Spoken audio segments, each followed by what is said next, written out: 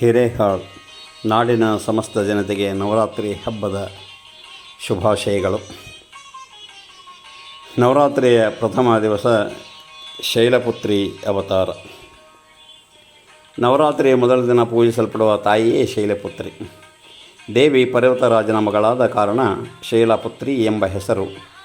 ಹಿಮಾಲಯದ ರಾಜ ಹಿಮವಂತನ ಮಗಳಾಗಿ ಹುಟ್ಟಿದ ದೇವಿ ಆಕೆಯನ್ನು ಸತಿ, ಭವಾನಿ, ಹೇಮಾವತಿ ಮತ್ತು ಪಾರ್ವತಿ ಮುಂತಾದ ವಿವಿಧ ಹೆಸರುಗಳಿಂದ ಕರೆಯಲಾಗುತ್ತದೆ.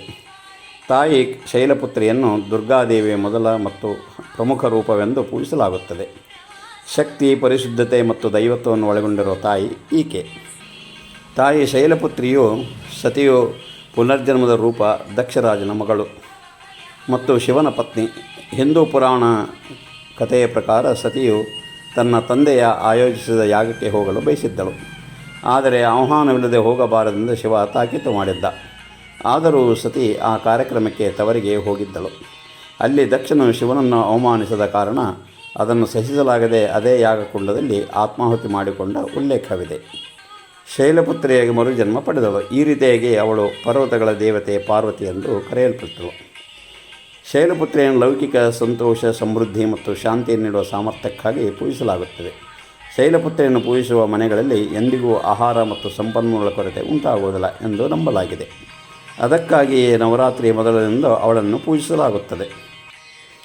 ಉತ್ತರ ಪ್ರದೇಶದ ವಾರಣಾಸಿಯಲ್ಲಿ ಶೈಲಪುತ್ರಿಯ ಪುರಾತನ ದೇವಾಲಯವಿದ್ದು ಆಕೆಯ ದರ್ಶನ ಮಾತ್ರದಿಂದ ಎಲ್ಲ ಆಶೆಗಳು ಈಡೇರುತ್ತವೆ ಎಂದು ಭಕ್ತರು ನಂಬುತ್ತಾರೆ. ಇದಲ್ಲದೆ ಚಂದ್ರನ ಪ್ರತಿಕೂಲ ಪರಿಣಾಮಗಳನ್ನು ಎದುರಿಸಲು ಶೈಲಪುತ್ರಿಯನ್ನು ಪೂಜಿಸಲಾಗುತ್ತದೆ.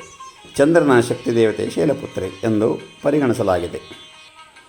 ಶೈಲಪುತ್ರಿ ದೇವಿಯ ವಾಹನ ವೃಷಭವಾಗಿದ್ದು ಆಕೆಯನ್ನು ವೃಷಾರೂಢ ಎಂದು ಕರೆಯಲಾಗುತ್ತದೆ.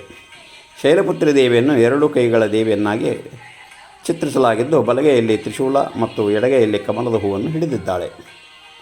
ಮನುಷ್ಯ ಶರೀರದ ಮೂಲಾಧಾರ ಚಕ್ರದಲ್ಲಿ ಮೂಲಚಕ್ರ ಶೈಲಪುತ್ರಿಯು ನಿಲ್ಲಿಸಿದ್ದಾಳೆ.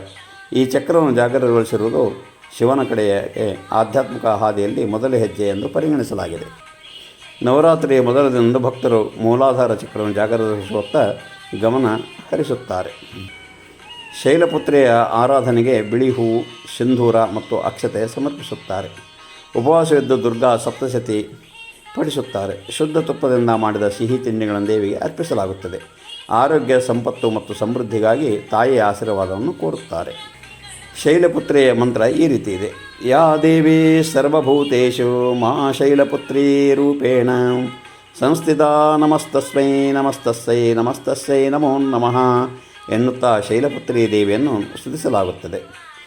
ಇನ್ನು ಶೈಲಪುತ್ರಿ ದೇವಿಯನ್ನು ಪ್ರಾರ್ಥಿಸುವ ಮಂತ್ರ ಇದು ಒಂದೇ ವಾಂಛಿತ ಲಾಭಾಯ.